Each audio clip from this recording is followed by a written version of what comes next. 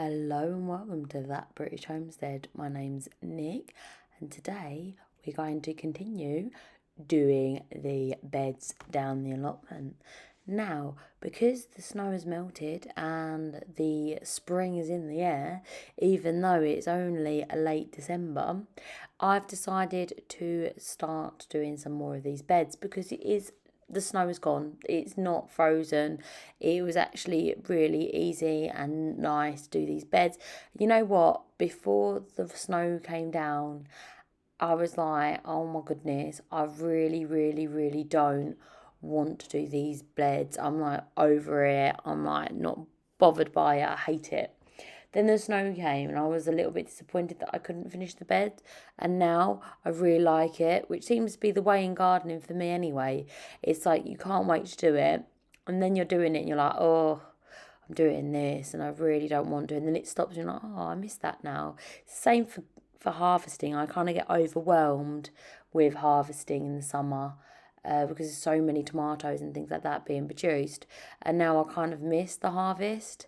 And I know that speaking to people like on YouTube and on Facebook and etc., lots of people have lost loads of things over this cold period. And I know that I've lost a lot of cabbages due to this cold period. And now, because it's so warm here in the UK. I mean, it's like spring. I was joking saying spring has sprung, but it's like spring temperatures. So lots of my cabbages have decided to go to seed. And I'm sure that you guys are quite similar if you're down here in the UK or if you are abroad. I mean, there is some crazy temps going on all around the world. And I can't imagine what that's like. But it is a little bit difficult when you've put so much effort into it and you have nothing to show for it. I have decided this week that I really need to look at my summer sowing of cabbages, etc., for the winter for next year. Like I said, my ultimate goal in life is to grow 365 days a year and to ensure that I have something to harvest every single week, basically. Maybe not every day, but every week would be good.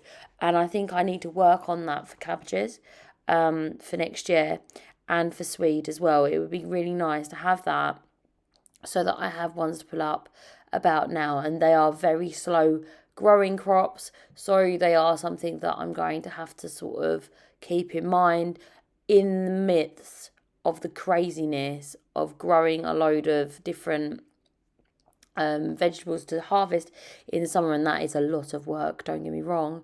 I'm going to try to do a few beds of cabbages as well. I really like having fresh cabbage and I really enjoy that. However, we do like things like red cabbage sauerkraut. Sadly, I was very excited about my Napa cabbage this year, and I was going to make kimchi from it. And I was like super excited because I've never made kimchi before. And I was like, oh, this is going to be really cool, really exciting, really fun sort of thing. But because they've all bolted, it's not great. I don't think I'm going to try to grow Napa cabbage in this autumn again. I don't know. I might try it one more time, but they've all bolted. It could be because we have like a very, very long, warm autumn. And then, of course, we've had this cold period and now it's become warm again. I'm not sure, but I think I might try again in the spring. I think spring is a really good time to grow things like that because it's not getting infused over the winter. It is a little bit difficult because obviously you don't want to grow them in a time that they will naturally bolt. Bolt just means go to seed, right? So like flower unnaturally soon. That's what bolt means. Things will bolt at certain times of the year naturally because they do want to make seeds. That's like why they're on this earth. They want to make seeds. They want to make babies. Okay. So some things will naturally bolt. For example, I had this curly kale in my front garden for ages. It must have been like near on 2 years. I allowed it to go to seed and now it has produced other like little baby curly kale. Now that saying it bolted always sounds negative. Sometimes it's a good thing if you allow it to go to seed. But where I'm talking about my cabbages, they're bolting because I didn't want them to go seed.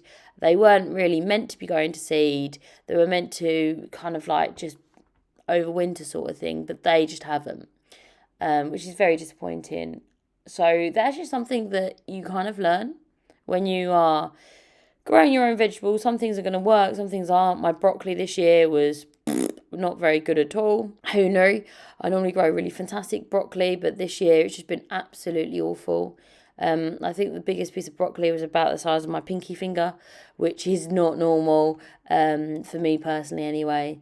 So we'll see. I feel like maybe putting a load of this manure into these beds will help, and we'll be producing something that will be quite exciting for next year. I don't know.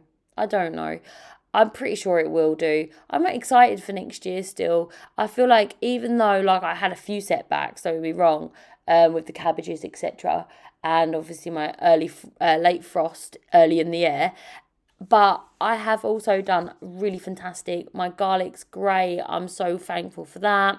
I'm thankful for a lot of things that, I've had, and I have harvest like my tomatoes and my carrots and things like that have really gone well. However, it's easy to get bogged down when like one or two things don't go well and you think, oh no, it's like, oh, what's the point? But I always think next year, what do I want next year? What do I want next year? What do I want next year?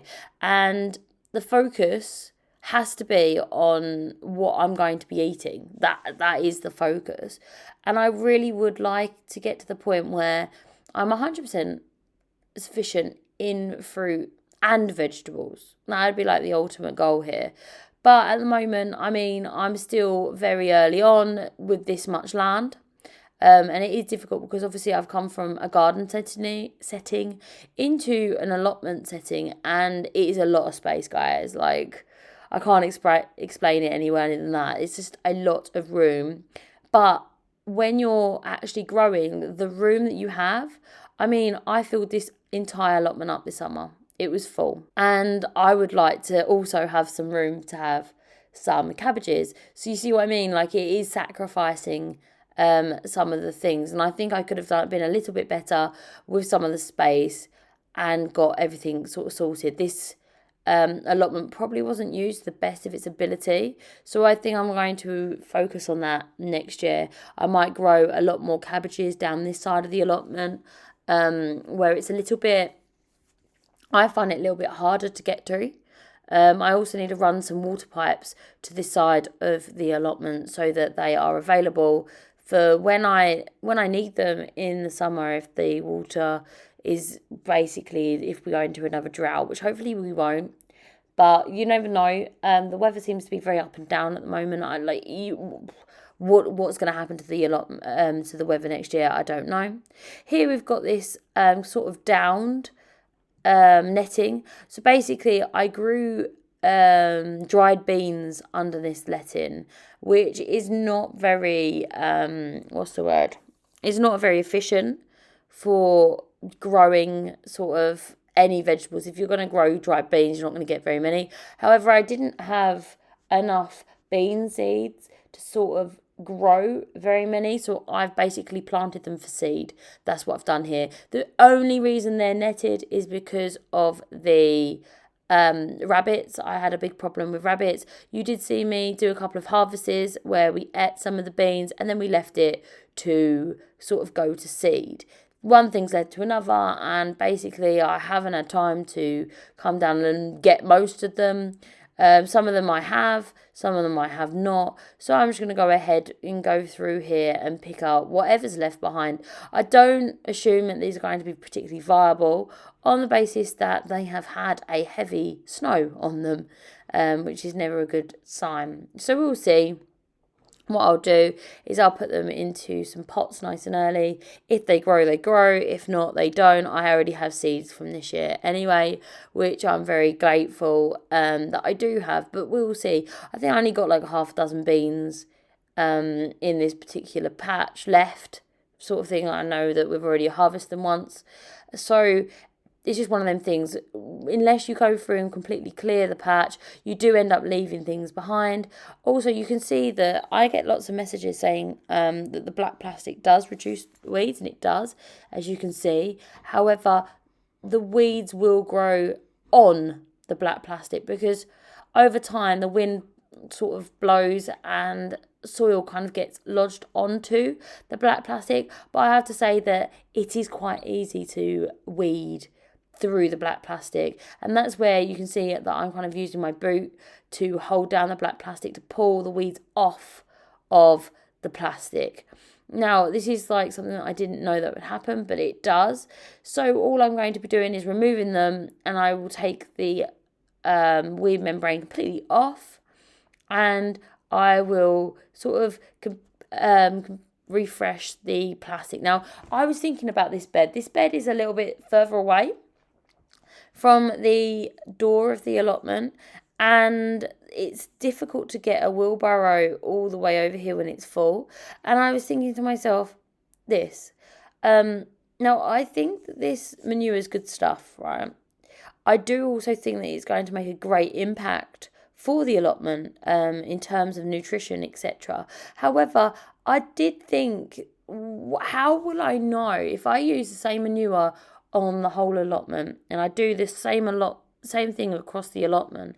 How will I know if there will be a difference between this and another type of growing? You see what I mean? So this is what I'm concerned about. I kind of thought to myself whilst doing this, what if I don't use manure on this bed? What if I just go ahead and put down like chicken manure, blood and fish bone, and some horn and hoof meal? This is what I did last year, and it worked quite well. And I just wondered if there was going to be any sort of difference between this one and the next allotment. I mean, it might be a really bad mistake. I've already kind of regretting it because I've got so much manure, and I thought it would be quite nice. It might be a little bit finicky to get through, but I did think that it was something that maybe I will do, maybe I won't do. I haven't quite decided. I might come back and do it. But that being said, what I've done today is I did these 2 beds, and then went ahead and tackled, I weeded the one next to me, and I tackled a little bit more of where the trees are. And now I'm kind of getting to the point where I'm going to be doing the front beds, and I haven't got very much left to do, and that's why I think I might come back and do this bed. I don't know, we'll see how time gets on. I don't know if it's going to snow again.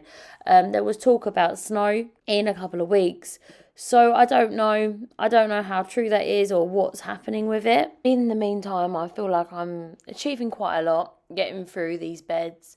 I'll be quite excited when it's all over. I feel like this is the same as most tedious garden jobs. It would be nice when it's all over and done, sort of thing. But like I said, I have enjoyed doing these ones, mostly because I'm not, like, when I come down the allotment and there's nothing to do, it's the weirdest feeling, because if you've got an allotment, you could spend hours and hours and hours there, because when we have allotment, we end up doing like little things that take forever. When I last came down the allotment, I'm like planted some bulbs, fixed the fence. Like, there's so much to do. You never come down and think, wow, everything is. Maybe you do. Maybe you're at the point in your allotment where you're like, wow, I come down and I do nothing. I used to get like that in my garden. I used to go out into my garden and try to find jobs to do, and there was nothing to do. So maybe some people are that sort of efficient that they're there. But remember, at the moment in time, this is a very young allotment, and particularly this one that I'm on now, for the basis that this allotment is 2 years old. This year allotment is 1 year old, because nobody cultivated it for years. And it was actually myself that was able to do the weeds. This was allegedly massive. Like, the weeds here, when I first got it, were taller than I was. And apparently, just the general weediness of this area was too much for most people to take. and most people that took it on were kind of gone within a season. So it has been resting for a little while, and it does need to sort of be tackled and looked after now. So I'm hoping that all of this work, the more you work on it, the easier it's going to be, and it's going to be one of those things that will eventually get into place. I remember being very frustrated with the weeds last year with my first allotment, and now after I have kind of like tackled that, it has got to the point where, it's all sort of said and done and all fine. So we'll have to see how it kind of balances out. Once I've finished all of these wonderful, fantastic beds, I will be working on wood chipping the wood paths and sorting the paths out. So that is something that still needs to be done. As you can just tell by looking around, but it's not something that's going to be pressing right now. I want to get these beds done. I will have so much stuff to be planting out in the spring after the beds have had a good rest. This is quite new manure, so it is good that they have such a rest and relaxation before we get to planting. I've planted something like I think it was like 200 onions the other day, which all need to be coming out into this allotment, which is a lot of onions. I love growing things like that. It's the first time I've actually grown onions from seed, which I think is staggering. I've grown everything from seeds, including trees, but I've never grown onions from seeds. And just a little while ago, it kind of dawned on me. I was like, why am I not growing onions from seed? This is crazy. You get better onions from growing them by seeds. I don't know why. I grow them from sets. So I'm going to go ahead and ensure that I am growing just a small drop. I'll start off with 200. I'm aiming for about 600 onions. I don't know why, there's just like the ballpark figure I always aim for every year. I use a lot of onions in canning, pickled onions and stuff like that. So it would be quite nice to have them just as sort of the backup of what I need. I've picked I pick all onions that are really good at storage, because I like to have them store all the way through until I get onions again, if I'm able to, if not dry them or whatever, make them into salt. I'm going to try this year to make onion salt again, because onion salt is the best thing that has ever been invented. Close second would be the garlic scape salt, which I really enjoy as well. But it's really good, especially when you're getting to the point where you're out of fresh onions. And I've run out of onions very quickly this year. Normally I have onions all the way at least to the spring, and then you go into spring onions. But I am almost out of onions. I've like down to my last sack of onions, but I reckon I've done more canning of tomatoes than normal, so that could be the case. I've also made a ton of soups, which I've used a lot of onions with, but I think I'm going to make one final batch of French onion soup and then move on to my onion powders. So it's not that I'm out of onions, but I want to ensure that I have enough so that I can do the same amount of canning for next year. I'm probably going to grow a lot more garlic as well. I'm not sure with the garlic. I've got 2 beds already. I'll probably throw in another 2 beds of garlic. Remember that I use garlic for everything. When you're cooking from scratch, onions and garlic is like your bread and butter. You use it for everything. It's like I cook steak, I use a whole bulb of garlic and several onions. I cook, curry, loads of garlic, onions, ginger. You see what I mean?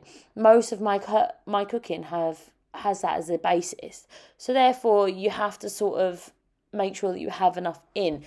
With growing anything, including vegetables, it's so important to think to yourself, what do you eat? And I always, when I first had this sort of advice, it was really weird, because when I go to the supermarket, I never buy the stuff I grow.